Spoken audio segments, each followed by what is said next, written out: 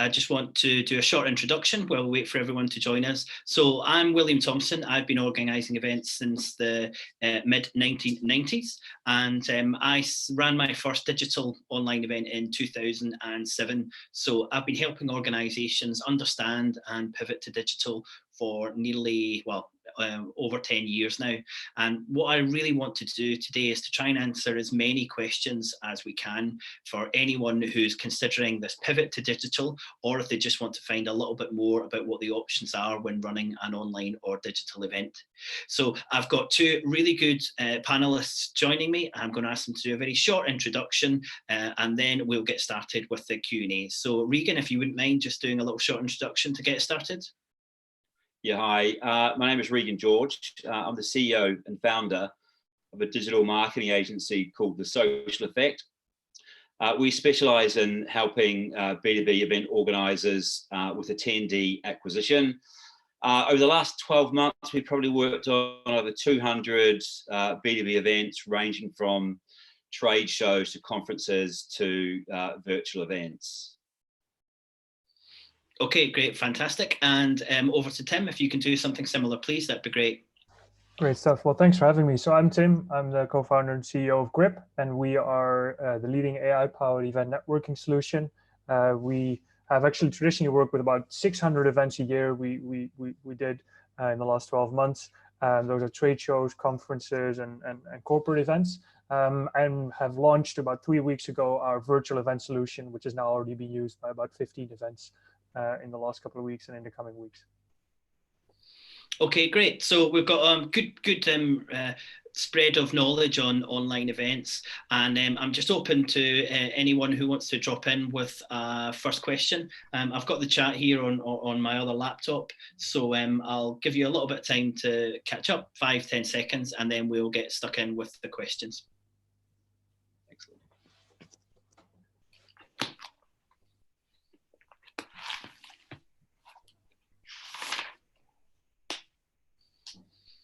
Okay, so the first question that we've got is around engagement. And I think a lot of people consider the possibility of engaging an audience that's online to be very different from the engagement that happens at a physical event. And I certainly think it is different, and I don't think we can try and replicate everything that we do on an online event as we do in a physical event. But in terms of that engagement, we've actually got a lot of potential to engage people online. And I certainly think that the technology has developed to such an extent now where we're able to have some form of engagement and interaction. And even looking 2 or 3 years ago, I wouldn't have been so confident to say that technology was there to be able to do that. Engagement is really important at any type of event, your physical event or your online event. So Tim, I was just wondering, could you let me know where you are on your platform and how you feel that there's a level of engagement that in some ways trying to replicate what happens at the physical event? Yeah, it's a great question. I think there is a big difference, as you mentioned, right? Like at an event, you feel part of this community, and automatically you feel part of this experience because everybody is sitting around you. There is this much more kind of synchronous communication. But I think at a virtual event, we have to engineer all of that. So there's a lot of ways that we actually need to create that from the experience that people are looking at. So that means having high quality kind of webinar technology with things like live chats, Q&A, polls, and things like we're doing here. But I also think that it means that from a networking perspective, we need to look at different things. Making it easier to establish connections and meetings between people and offering a quick way to have those in a virtual room. So there's a lot of different ways that actually at Grip we're looking at how we can facilitate that experience in a virtual world. Okay, great. And I suppose practically, what do you think people's expectations are when they're coming to a digital platform? Do you think their expectations are that they expect to have as much engagement or interaction online, or do you think they're coming with I suppose a lower bar to the level of engagement that they have at the event? Regan, what do you think when people come online? Do you think they've got a similar expectation in terms of engagement, or do you think that because they know they're on a digital platform that won't be the same level as a physical event? Excellent. Look, I've never thought of it like this, but in social media, if you're building online communities, there's a kind of ratio that you look at. You go, 1% of your audience is going to be highly engaged, 9% semi-social, and 90% lurkers. Now, I wouldn't be surprised, I've got no numbers to support that, but I would expect it is probably similar when you're talking about a virtual event. So you're going to have some very, very active individuals, the 9% that could have maybe pop in once or twice, but the majority, probably 90% or so, will be lurking in the background, not really interacting. Yeah, I would agree. And certainly from the questions that have come in so far, there are a lot of people who are thinking, how do we get people to engage? How do we get them to interact? And I would say that's a really, really good point because, you know, from your experience doing social, those stats actually are quite similar to the level of engagement that you have at a physical event. You know, and if you are thinking about a kind of live Q&A, then you will only get a certain amount of people who are engaging that way. However, if you use a bit of software, something like Glisser or Slido, you're actually able to interact and have interaction from a lot more people in the audience. And I certainly think technology's been able to do that at physical events. And I don't see why there's really much more of a difference online. The platforms there that are allowing people to engage in terms of, you know, voting for questions and answering polls and asking questions and making comments are there. And with it being online, I would expect to see more people who want to engage than you would at a physical event. And it might be the same when we look at your example of social, because people have paid or they've certainly invested their time coming to a live event, they actually might be more keen to be engaged and have a bit more engagement with the event. So I would say for the organisers watching, it's definitely and really important that when you're choosing a platform, when you're structuring your content, that you do think about how do we ensure that people are able to engage and interact. And there's a lot that you can do in that kind of window of your event. But I think online gives you the opportunity to have much more engagement and interaction before your event and also after. And I think when we look at the physical space, we really need to focus more on how do you make the event a longer period of time in terms of engagement and interaction. And we can definitely do that when we look at online events. One point, William, I mean, we build online communities, around, certain persona groups. And one of the things that we learned years and years ago is if you make your first social interaction easy, you'll kind of entice them out to be more interactive. So things like polls are amazing because they are kind of stepping up over the parapet. They are kind of starting to engage with a very low barrier to entry. And, once you've got that first leap, getting the second and third and fourth becomes easier and easier. So, I think as far as, putting up your hand in a live conference situation, it's a bit spooky. But if you ask someone to, you poll your audience, it's very easy to go yes, no, or whatever it is. So I think if you build up, the kind of the social kind of barriers slowly but surely, I think that's probably the way to do it in virtual events. Yeah, I think that's a really good example. And certainly when I used Slido at an event last year, we started every session with a poll. And we found that was a really good way of having much more engagement and interaction. And for most of the sessions halfway through, we were saying, okay, we're going to ask the audience a poll who are here. And this was an event that we were live streaming. So we were able to say, this poll is open to everyone who's watching at home or in the office and everyone who's at the event. And that was a really, really good way of encouraging physical engagement, but also online engagement. And what was interesting was that there wasn't much of a difference in terms of answering the polls or asking questions from the online audience as there was to the physical audience. When people were engaged in this process, they did tend to want to be engaged as much as they possibly could. I've just had a comment from Nathan here, and he said they used Slido for the first time at an in-person event, and we had a lot more questions than normal. So online could be better. We also collated the questions and had speakers write answers post-event.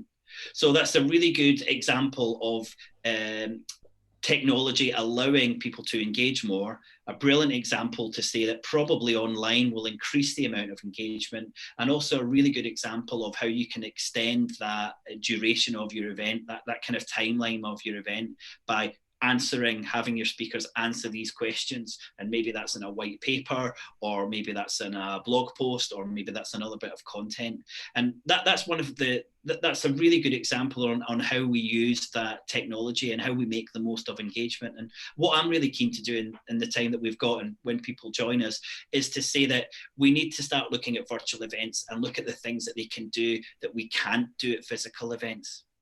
And that's one issue where I think a lot of organisers really have to take this really shift in perspective, or this mind shift, is to look at the online event and stop thinking, what can't we do online that we can do at a physical event, and think, what are we now able to do now that we're online?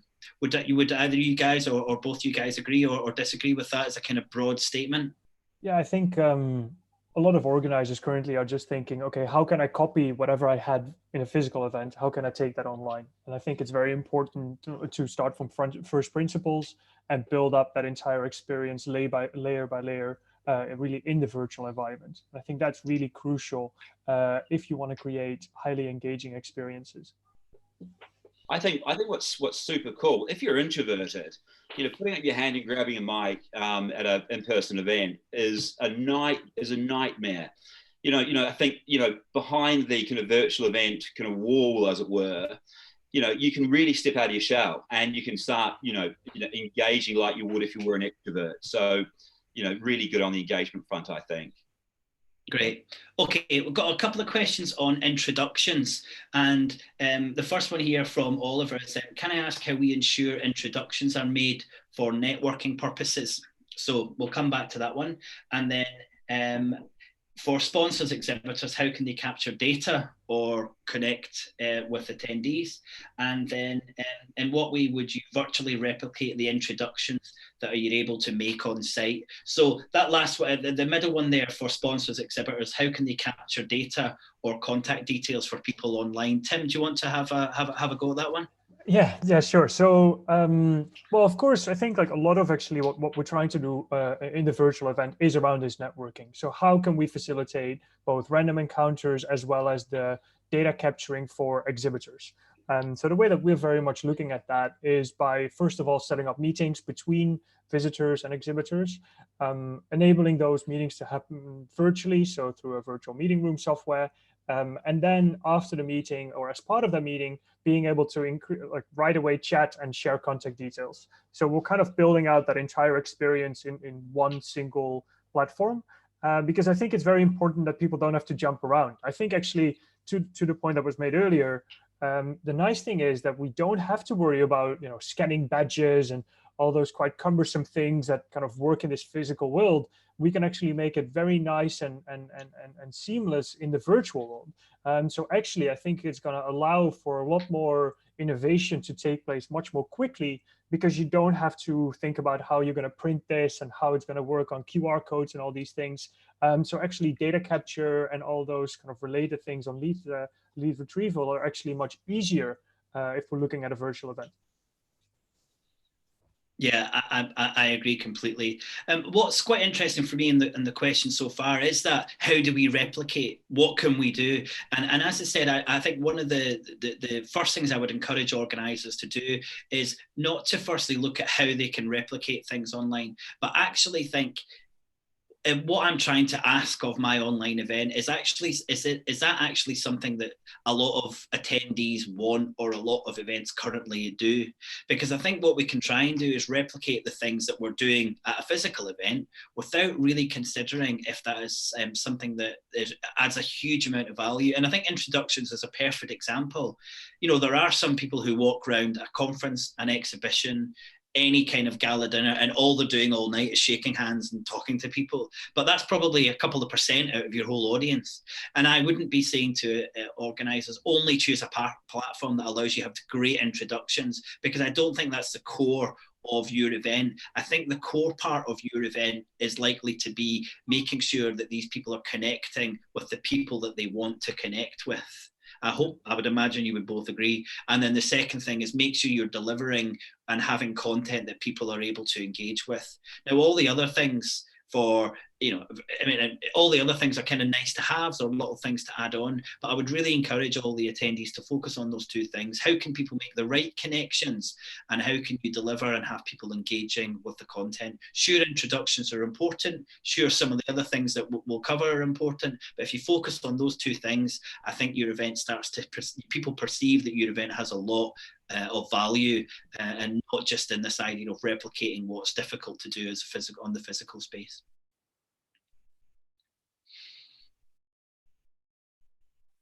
So I think maybe to add to that, actually, I do think that there is an element in a physical event around random encounters, right? You walk through the aisles at a trade show and you see a lot of people that you already knew. And there is this kind of sense of familiarity, this sense of belonging. When you're walking around and you see all these people that you already know, you have quick catch up with them. You might share some minor details, a little bit about the industry, some new bits of information. And I think that there is going to be some need in some way, shape, or form in order for those kind of very short random encounters to take place within a virtual environment. I don't know if either of you have actually ever kind of done anything around that, but it's definitely something that we're actively looking at, because that's a part that has never really been replicated. Yes, the content side and the scheduling of meetings, we do that day in, day out through calls, and especially in today's environment. But well, that's really, yeah, actually, Tim, there's one of the platforms I looked at last week, which is called Hopin, which is still relatively new, but a lot of people are talking about it. It has what they call a random network generation tool. Yep. And so if you've got a program, let's say you've got an hour slot halfway through, and what you're able to do is enter effectively the platform, and it generates a random 5 minutes or 6 minutes or 10-minute meeting. And that is to replicate that kind of, oh, hi, where are you from? What do you do? And when I was looking across these platforms, the level and the ability for a lot of these platforms to do things that weren't happening a few years ago, I was really, really surprised by. And one other huge thing I would suggest to everyone who's on the live and who watches this on the catch up is schedule some tests with some event platforms and have a look at them and spend some time on them, because I think a lot of people will be really, really impressed by what these platforms can do. And a lot of them are thinking about, how do we replicate the best things from physical events, and how can we then add the things that digital allow us to do. So get a few tests with these platforms, jump on, have a look around, and I think you'll be quite impressed. And that can come from the networking, the booths, the sponsor branding, the content, the engagement. The platforms are pretty good now. And as I said, a few years ago, I would have been saying to people, hang back, spend a lot of money on the right platform. But now there are a lot of options, out there for people to do a variety of different things. On that subject, actually, just before you go, a couple of weeks ago, we had a demo of a platform. I think it's called runmyworld.today. And I said, what's your USP? She went, I describe this as Instagram Live meets Tinder meets Zoom, basically. And I said, okay, talk to me about this kind of Tinder piece. And it was virtually a kind of a virtual happy hour off the side of the event where they were actively facilitating networking. And I think one of the formats they were using was almost like speed dating. So you get 3 minutes to interact, which I thought was, quite interesting. Yeah, so there's obviously platforms out there that are able to do that. Okay, I'm going to look at some of the more questions. And as I said, you can ask too basic a question. I know we'll all agree on that. You probably can ask too technical a question, but we'll see how we got on those two. So just a few questions if either of you want to jump in. Is there a time limit? Is there a limit of attendees that can join a virtual event? So a pretty basic question. The answer to that is no. It really depends on your platform. Most of these platforms can scale from 50 to 500 to 5,000 and even higher. Maybe the price of the platform will go up a little bit, but there's no real limit to that. I think Dreamforce, the numbers are off the charts, aren't they? Dreamforce virtual. Yep. I don't know the numbers, but it was certainly in the hundreds of thousands. basically. Wow. We Yeah. have some virtual events now with more than 50,000 people that are planned on the platform, and we actually already had one that was actually 70,000 people. So Wow. we've had some really big ones already. So yeah, it's definitely possible. But there's certainly limits on certain platforms, and you know, I did a webinar yesterday, and there was it couldn't handle more than 5,000 registrations. That was on Zoom, actually. So you know, it really does just depend. But certainly for most people, if you get the platform, and an important part is having the numbers, there's no real issue to that for most of the platforms. If you know, and that could be a really important part of your decision to choose a particular platform. Yeah. Okay, so we run technology events. Exhibitors like to demo their kit at their stands, and people get hands-on with that kit.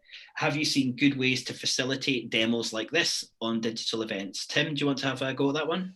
Yeah, so I actually think it's pretty straightforward, to be honest. So actually, I think what we're doing is to every exhibitor profile, we're adding a virtual meeting room link. So if you want to have a demo, you can just go to that, and we expect that every exhibitor will basically have somebody for the duration of the event that is kind of virtually available within that meeting room in order to answer any questions, demo the product, share their screen, and things like that. So I think it's about creating the right experience, creating the right kind of holistic user journey that for the attendee to go through, and then for the exhibitor to be able to manage that in an easy way.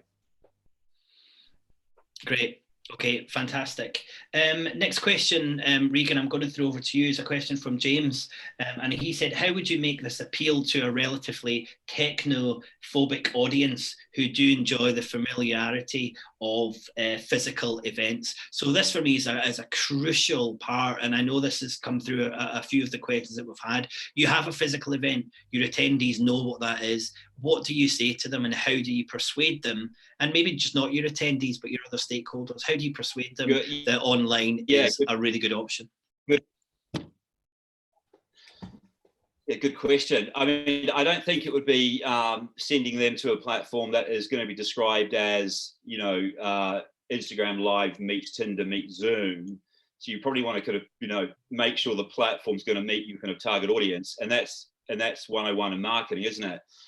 You know, I guess it's about, you know, lowering the kind of the technical barriers. You know, maybe, you know, have they been on kind of webinars? That webinar we're on last night it was 2 hours. It wasn't overly technical. We weren't going into you know, virtual workshops. It was fairly straightforward. So I would say entice them out with a relatively simple virtual event format.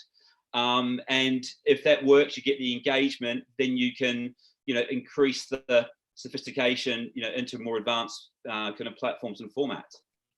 Great. And leading on to that, question from Harry McLeod, which is, what's the ratio of pre-recorded versus live presentations?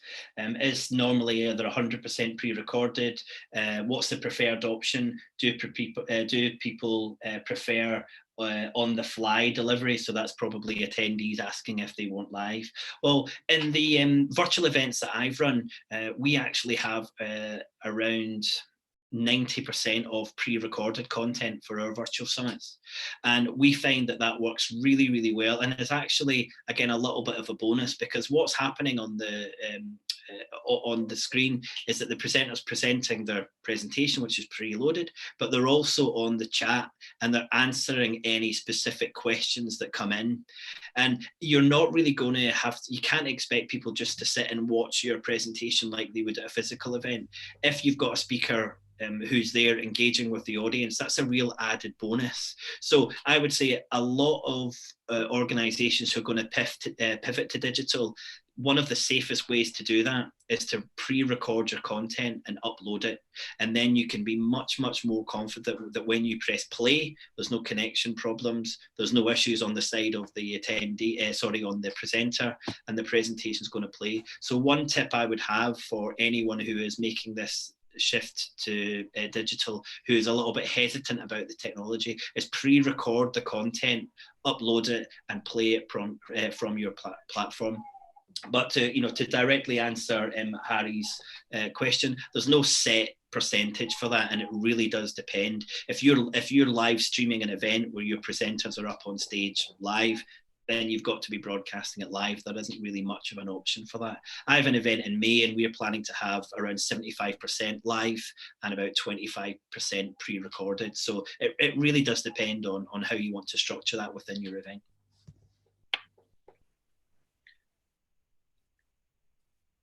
Okay, Oliver has asked a question. A large percentage of his customers join our events to network and to socialise after the event. Are there virtual options for after event socialising? So the first thing I'd like to say before I ask the two of you is that these are two very different things. Networking is very different from socialising. And I would say within networking, that's also very different from peer-to-peer exchange. And I would say to organisers, really focus on what it is that you think your audience want out of socialising. Because if they just want to socialise, then it's going to be really, really difficult for you to do that in the virtual space. If they want to network, which is kind of like randomly meeting people to get connections and follow up afterwards, you can completely do that online. And if they want to be in an environment where they're exchanging knowledge as attendees, you can absolutely do that online. But it's difficult, if not impossible at the moment, to socialize online because it's not networking and it's not peer-to-peer exchange. Would either of you guys have anything to throw in there? Yeah, I think you're completely right. I think it's like the socializing element is quite tricky. I've seen some new apps come up that do that specifically not in an event setting. Like House Party is a mobile app that I see lots of people joining at the moment when they're sitting at home. But I think like really for the networking element, there are so many opportunities. But again, it's really aligning those with the goals that you have as an organizer and what you think that your attendees want out of the event. Is it attendee to attendee? Is it really peer-to-peer? Is it more of an attendee to exhibitor for more sales conversations? Is it catching up with existing people, right? Is it with existing connections? So there's all these different types of networking, and there's definitely solutions out there, including Grip, that can really help with that. But I think it's really important to first define, as you mentioned, what is the experience that you're looking to facilitate.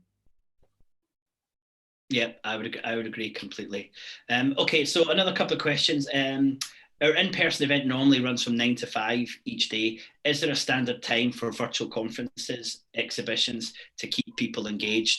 And this is something I know a lot of people are really, really interested in, and I'd love to go into a little bit more detail about how you can structure this online content and your options from having 5 2-hour seminars over a week rather than having 1 10-hour seminar. But again, there's no hard and fast rules for that. The virtual summits that I run start at, I think it's 11 o'clock UK time and finish at 6 or 7 o'clock UK time. And we have big breaks. We have session breaks, session breaks. So we run it as a day event. But I know a lot of other organisers are drip feeding the sessions out over a period of time. And I think Social Media Week have gone from a 4 or 5 day event in a physical space to try and have the event over a month period where they're dripping the content over that duration. So no hard and fast rules there, and certainly I'd be more than welcome, more than happy to come and help you make those decisions if you are thinking about this pivot to digital. So hope that helps, Oliver. A really good question. Lee has asked, we organise matchmaking and pre-agreed meetings and workshops for high-level execs. Are there systems where attendees choose preferences for meetings and workshops? Then we organisers build the schedules. Yep. Absolutely. And again, I encourage you to go on and look at some of the platforms. I think it's Hopin or maybe it's Hey Summit. But what you're able to do is allow different ticket types to do various different things. So for example, your VIPs might only be able to meet other VIPs. Someone who buys a standard ticket might not be able to network or meet with your VIPs. So these things are all completely doable when we're in the online space. What about security or restriction issues? Tim, I'm going to ask you about this one. This came up on the webinar we did yesterday as well. So the question from Michael is, what about security or restriction issues? Our defence events have a proportion of their attendees who can't use our on-site app during the physical event. How do you overcome this virtually? Have you had any issues around security for any of the exhibitions you've organised? Yeah, no, definitely. It's definitely something that comes up. I think it's important, therefore, to have a strong web component. So I think as opposed to completely relying on an app, and some people, especially in the defense sector, but also in other kind of high risk industries, people can't just download apps onto their work phones, at least. And I think even in corporate networks, sometimes some services are blocked. So making sure that you use services and you check this with the provider that you work with, that actually their system is available for the systems that that get used by your attendees, is extremely important. And yeah, as part of that, making sure that the platform is available as a web solution as well, so that actually people that maybe can't download the app can also just join the web platform instead. Yeah. Okay. And in terms of that real security issue that the content can only be accessed by certain people, you've got to have a conversation with the provider of your platform and stress to them how important that is. And there may be some platforms who are just not able to have that level of security. I know there are platforms that have that inbuilt. So it's just a case of finding exactly what you want from a platform and then making sure you have that conversation. Okay, Regan, I'm going to throw this one to you. This is a good question from Rod. Any experience of running short ads or other promotional videos between content? Does this work, or does it put people off? If we're focusing on, how we commercialize, these events, a short video does not affect it, in my view. We do a lot of YouTube advertising, and I forget the correct term for it, but that 5-second video before it loads, the main video loads, has got very little effect, on the viewing afterwards. So I would say, by all means, do it. Yeah, I would agree completely, and I think, Rod, to answer your question, how else are you going to give the eyes to your sponsors and your exhibitors if you don't put these types of ads on your digital platform? And certainly when I run our virtual events, we have adverts for some of our sponsors, but we also, and I think this is really important, we also had adverts for our upcoming other courses or events. And one of the benefits of having a digital event is that on the right hand side of any of these platforms, there's a stream you can feed into, like at the moment on YouTube with the questions down the side. It's actually really easy to feed into that stream something like 25% discount off our next event if you book now. And you can actually start to generate content for your next event at your own event. And you can't do this in the physical world. So there's an advantage there. But certainly we're going to have to look at how do we provide value to our sponsors at our events, and little short adverts and putting them on stage when maybe you weren't in the past are definitely things that we consider. So really good question. And I know that's a theme a lot of people are worried about when they move to digital. How do they provide value for their sponsors and for their exhibitors? So really good question. I hope that answer was useful. Just to say that Tim's hosting his own webinar at 5 o'clock, so he's had to shoot off. So I just want to say thanks for his support. Regan and I will try our best to answer any of the technical questions if they do come up, and I'll see where we are. I'll push forward another couple of questions now. Really good question from Nathan. Regan, I wonder what you think about this. The event organisers that you deal with, do you see them starting to struggle with this idea that they're not running physical events anymore? If they're going to be running digital events, what new skills are they going to need? And do you think there's a perception that the role of an event organizer changes when you move from physical to online? Excellent. Look, most of our in-person organizer clients are actually postponing. So I don't think they're actually thinking too much about virtual events as an option, for the next few months. And I think that's an optimistic view. We're involved in a couple of external Slack channels, which is primarily focused around field marketing. And the field marketeers who are kind of, are building their pipeline by exhibiting, by sponsoring events, are really wondering how they're going to build the pipeline without physical events. So I think there's part of the market who's being optimistic. this is going to blow over by May, June. It's going to be business as normal. I think overly optimistic. I think there's a phenomenal skill shortage of people who can effectively plan, produce, and execute virtual events. I did a LinkedIn search the other day, and there's, I think, 12 million LinkedIn profiles who've got the word event in their profile. If you search virtual events and use like virtual summit, digital events, etc., it's around 6,000 to 7,000, you know, worldwide. Wow. There's a massive skill shortage. But I heard this last night, and it was an excellent comment. Event organisers are phenomenal project managers. They're phenomenal kind of learners with a real quest for like knowledge. So over time, it's going to be about retooling and reskilling. And I think we'll have some, you know, great virtual event organisers in the coming months, maybe coming years for sure. You know, now that the kind of in-person events have, you know, kind of temporarily maybe declining. That's a really good point. On the webinar yesterday, that had around about 6,000 people on, and 40% of the attendees had some kind of involvement with a virtual or an online event, and 50%, so, you know, 3,000 of the 6,000 who were on had no engagement or involvement with virtual events.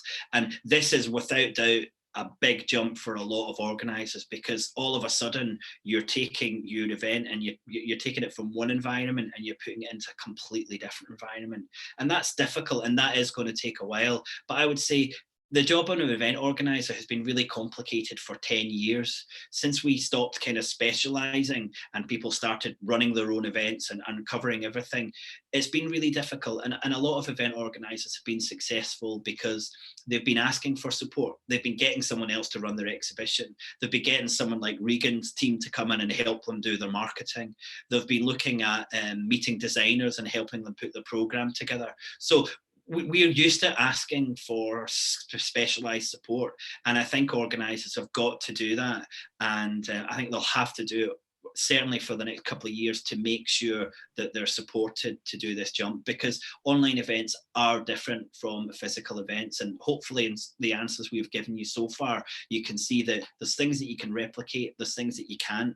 There's benefits, but there's also disadvantages. But it is a new world for event organisers. So I would really encourage you to take this opportunity to understand digital, understand content, and understand how you generate these digital connections. You know, I think the pivot for an event organizer is going to be far greater than it is for a, you know, medium-sized technology company that wants to run small virtual events. So I think the kind of reskilling is going to be a much grander requirement for event organisers who want to take their large in-person events online. Yeah, I would agree. But there's definitely a shortage, as you demonstrated really clearly with that search that you did on LinkedIn for those skills, or certainly skills that people are advertising. Another question around the security aspect is that, you know, our events rely on Chatham House Rules, you know, which is the whatever said doesn't leave the room.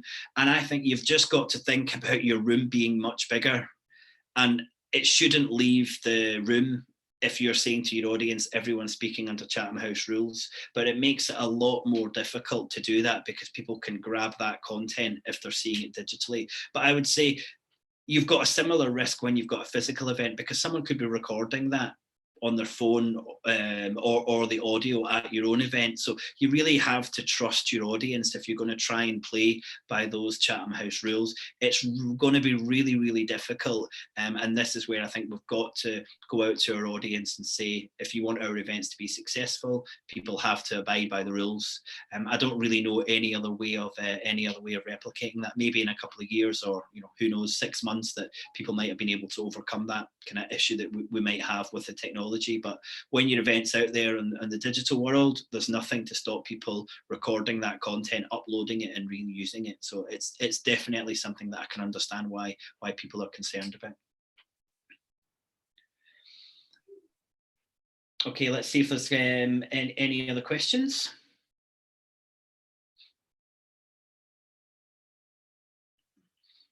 Well, what I'd really like to know from the audience is who at the moment has a physical event, or sorry, I should probably say who had a physical event and who is now running that event completely 100% virtual. So if anyone could let me know if they're doing that at the moment, that'd be really good.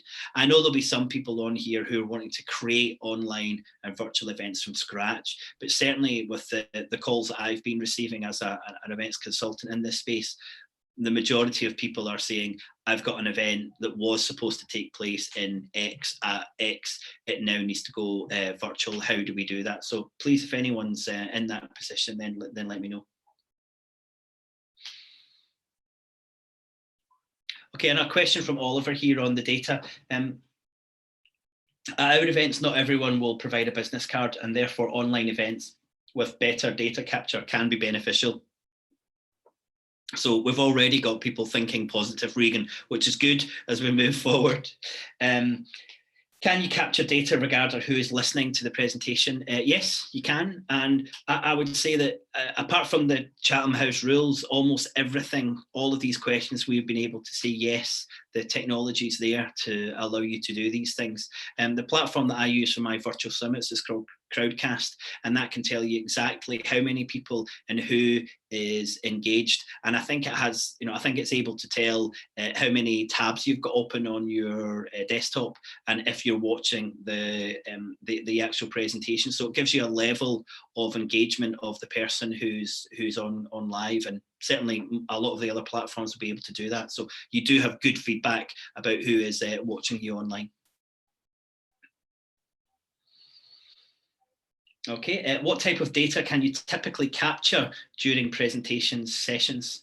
Is it platform dependent? Yeah, it's platform dependent, but I mean, I would ask you, what type of data are you looking to collect when people are watching sessions? If not engagement and thumbs up and likes and comments, then I'm not sure what else you would be looking to capture, and certainly most of the platforms are able to do that.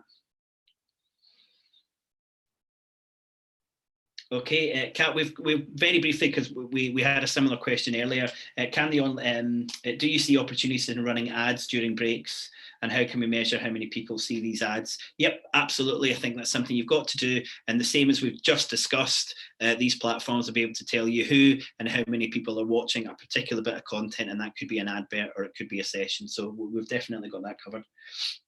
Can the online conference presentation be downloaded by the conference audience? So this is a question from Oliver. So Regan, taking this a slightly bigger question, and hopefully we'll have a little bit of time to look at this, but one thing I wanted to get across today is that we've really got to stop thinking about our event as a kind of peak. And if you look across the whole year, nothing happens, there's very little engagement, and then you've got this peak that's your physical event, and then nothing happens afterwards. And I would say digital gives us that opportunity to, to use a phrase that's very pertinent at the moment, this kind of like lower the curve. And I think that using digital content, we are able to feed that those connections and that content into a much longer timeline. Do you think that's a benefit for organisers, and is that something they should be communicating to their audience? Oh, look, absolutely, William. Organisers talk about community quite, frivolously in a way. You bring a group of people together for maybe 8 hours, if it's a trade show, 3 days, and that's your community. Digital done well, digital community built well, you've got a community 365, 24/7. So, being able to propagate your, virtual event content into your digital community that's being engaged, hopefully by great community managers, is fantastic. So that's one of the key benefits of virtual events. Brilliant, and I agree completely. So to directly answer that question, absolutely, one of the key benefits is that the content that you're delivering for your online audience is available to them after the event. And I would say from an organiser's perspective, and I'm actually going to do another one of these videos in a couple of weeks, I really want people to start moving towards this idea of evergreen content. And if you're collecting all this digital content for your live event, what are you doing with it afterwards? And how are you generating revenue or aligning to your other business objectives, because that's what you're able to do when you're generating content. So it's kind of saying to organisers, you have an event, but all that event is really doing is generating digital content. What are you doing with that digital content over the year, or even a longer period of that, to achieve your business objectives? It is a big it's a big change in perspective, without a doubt. But yeah, we can certainly download presentations and really use that digital content. Okay, so someone said, just had an idea on running a bottom line with sponsors' names and logos, kind of like in news channels. Wondering if that would be too obtrusive. Regan? I don't think so. You know, I think people are going into an environment that they know is commercial. So, you know, kind of, unless it's kind of overt and extremely in your face, you know, kind of, you know, subtleness is going to be fine. And actually subtleness is going to be expected. You know, how else is this event going to be put on? There has to be a commercial element. We all accept that. And as long as it's done with an element of class, no problem. I agree completely. Kat, I would just say, think about what happens at your physical event. When people are looking at the stage, how often are they able to see the logos of your sponsors? Probably, if not all the time, certainly quite often, because they're probably on the backdrop somewhere. So really, you're just replicating that, and you're able to say to your sponsors who might be a little bit hesitant to support you online, that they're still going to have visibility of the logo, which could be important to some of them. So definitely. And what you're able to do online is, we kind of call them lower thirds. And you're able to use that kind of this little line across the bottom of the screen, and you're able to drop in any form of content. And I would say, think about your job now as being much more broadcaster and editor than anything else, and really think about your content and go onto YouTube and see the people who are monetizing from digital content. There's hundreds of thousands of people making millions of dollars in revenue from monetizing digital content. And that's what event organizers and event companies have to do. And think about the best things that you watch on TV and try and replicate as much as you can. Otherwise, people aren't going to engage with your content online. It really has to be pretty punchy, or people are just going to turn off and go and do something else. But I think another point too, William, I mean, you know, in advertising, in digital advertising, we talk about impressions and clicks. You know, anyone who views that sponsor banner, that's an impression. But in a virtual event environment, people can click on that banner. You know, so it goes beyond impressions. We all want quality clicks. So if you know your audience is of a certain persona type, and they actually click on one of your banners, that's amazing. So that beats the impression that you get in a in-person event looking at a sponsor's name. You know, you're going one step further. So that would be one key benefit of a virtual event opposed to in-person.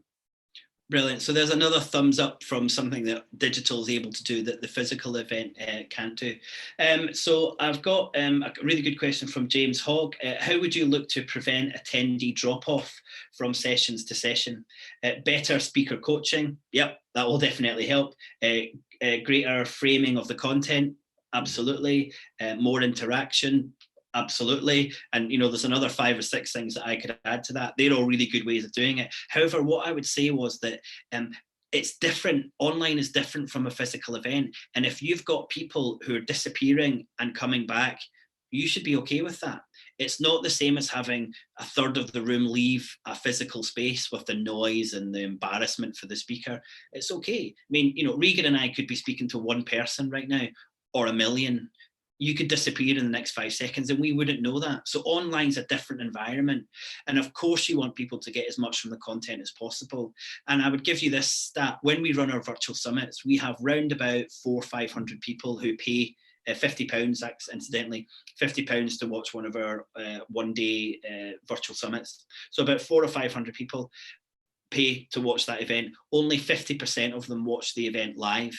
The other 50% watch the content on catch up. So we're really comfortable. If we have 500 people and we only have 40, 50 people on live, that's not an issue. And it shouldn't be an issue for your online event. You really need to be focusing on people watching your digital content over a longer period of time. And again, that's very different. Regan, would you back that up, or would you think that's not quite the case? No, 100% back it up. Yeah. Fantastic. So don't worry too much about that online drop-off. And certainly when you're structuring online content, it's a big ask to expect someone to sit in front of their computer for 3 hours and then have a 10-minute break and then sit in 3 hours again. So we really need to think about that when we're structuring our events. Okay, I'll see if there's any other questions. William, briefly, yesterday someone mentioned, and I thought this was a pretty cool idea actually, that session length is important. 10, 15 minutes is fine. You start extending that into the kind of the 30-minute plus kind of range. It becomes a little bit long. What's your views on that? Yeah, I would agree with that principle. I mean, I was very fortunate. I saw Bill Clinton make his final address as President of the United States, and this was at an event in Warwick, and he welcomed George Bush to the presidency in front of this audience, and it was amazing. But after 45 minutes, I was kind of looking at my watch, and this was Bill Clinton. So we really have to be careful that people's engagement online is not as strong as it is in the physical event. However, I have one speaker who's going to do a 75-minute session for me, and I know that people will be demanding more because of how good he is. So it does depend. But the advice that I give to all of the organisations that I support is to say that take the TED approach to content and really think about your standard session being between 18 and 22 minutes. And that's where you should be getting most of your content. And the final thing I'd say in that is texturization is really important. Don't just have 18 and 22-minute sessions throughout the whole day. Do break them up with a half-an-hour interview or a 45-minute question and answer session. Brilliant. Okay, so we've got another couple in. Someone asked a really good question, when I said that people will leave the room, and it said, how do sponsors get their value? And again, it's one of the key points I've come back to. If only 50% of people are watching that sponsor's content live, but the other 50% watch that at a later time, then the sponsor's still getting their value and the return on investment. We've got to step away from this idea that everyone has to watch everything live for the sponsors to get their engagement and their value.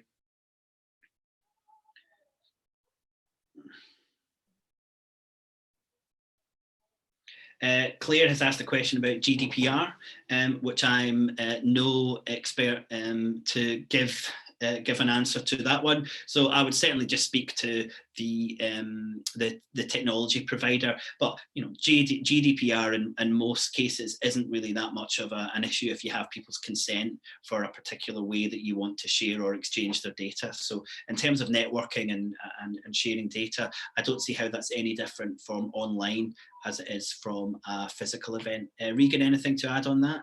Yeah, I'm no expert, but certainly have been on the GDPR roller coaster.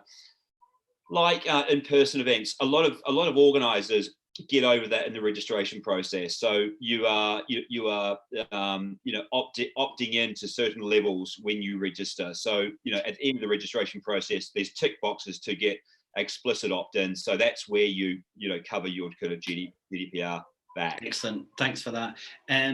Tamara, thanks very much for answering my specific question around are you cancelling, postponing, going to digital? And she says we cancelled our physical event.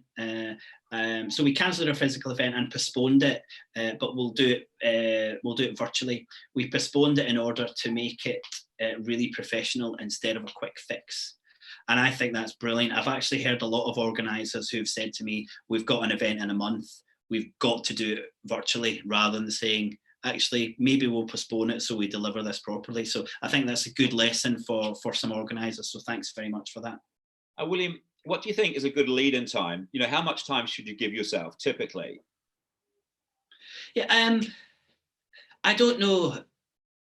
I don't know if I would say there was a set length for that, but certainly if you said to me, William, I need you to run a 250 person event and it's got a small exhibition, I would be looking at that pretty much on the similar timelines as I would for a physical event, because you've got to do a lot of the similar things. You don't have to find a venue, but maybe you have to find a platform or use a platform. So I would certainly say if you've got a physical event that's happening and you want to turn it digital, I think you could do that within, I don't know, maybe 6 weeks, and you could be pretty confident.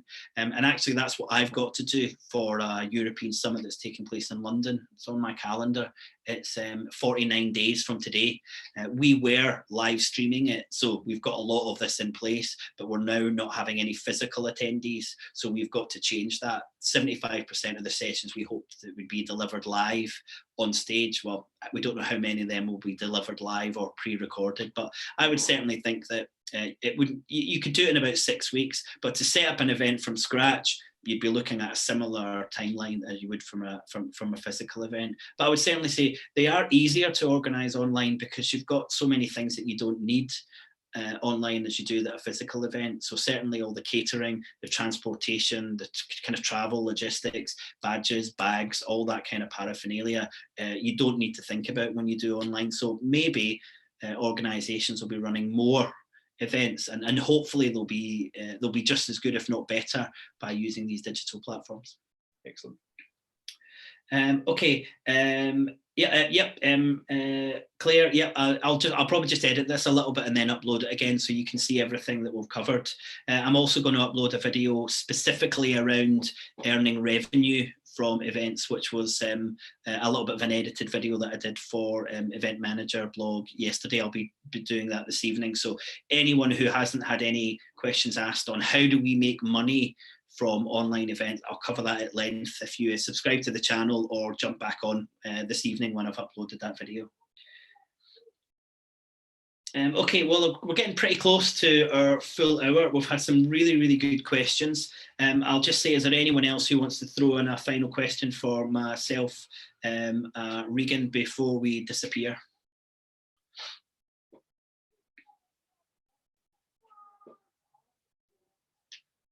Okay, so Nathan has said, are there any examples of online events that we could join to experience, perhaps with a digital conference and exhibition? Seeing is believing. Yep, absolutely. Nathan, and to be honest, see if you just did a search now, I guarantee you would find a free online event that you could register for in the next few days. And I agree, similar to that point about looking at the technology, attend some online events and you've got a really good idea. Regan, anything you can think of that's maybe free to attend that people could jump onto? Look, absolutely. Take a look at Eventbrite. They have actually a filter on their search, online events. And I mean, I did one, I think, a few days ago, and there are actually a lot of free events, virtual events coming up. So, yeah, I mean, there's at least one a day. Yeah, excellent. Yeah, and I'm not sure, Regan, I don't know if you know that. I know Eventbrite are now listing virtual events, but I don't know if they were previously. I know one of their competitors called 10 Times just announced that they're going to start advertising virtual events. Do you know if Eventbrite have always advertised virtual events? Look, to be honest with you, I've never really searched them out. Recently I have. Well, they will be now. That's for sure. They will be now. Absolutely. But you can see how quickly a lot of these organisations that provide services to physical events are pivoting. And that's what we've got to do as organisers. We've really got to think that the world has changed. And I agree with Regan, it's certainly 3 months. It might be 6 months and it might be longer. But one of the points I'd love to leave you with is that digital events are brilliant standalone events on their own. Don't think that you've got to run an online event and it's a poorer product, because it's not. It can add a lot of value. And I would say fundamentally and seriously, a virtual event is much, much, much more sustainable than a physical event. And our industry is growing to such an extent that we really have to think about the sustainable and the environmental impact that we're having.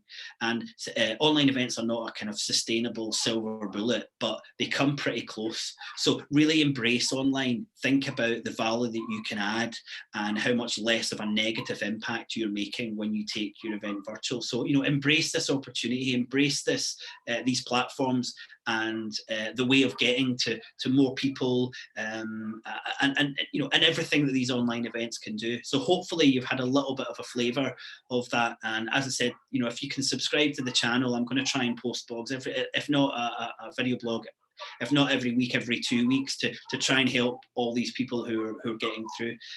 There's one last question, I think, and then we'll head off. Oh no, it's just some nice comments saying we're really enjoying the session and things like that. It's been really useful. People who will be watching on catch up, what's the best way for them to interact with white papers?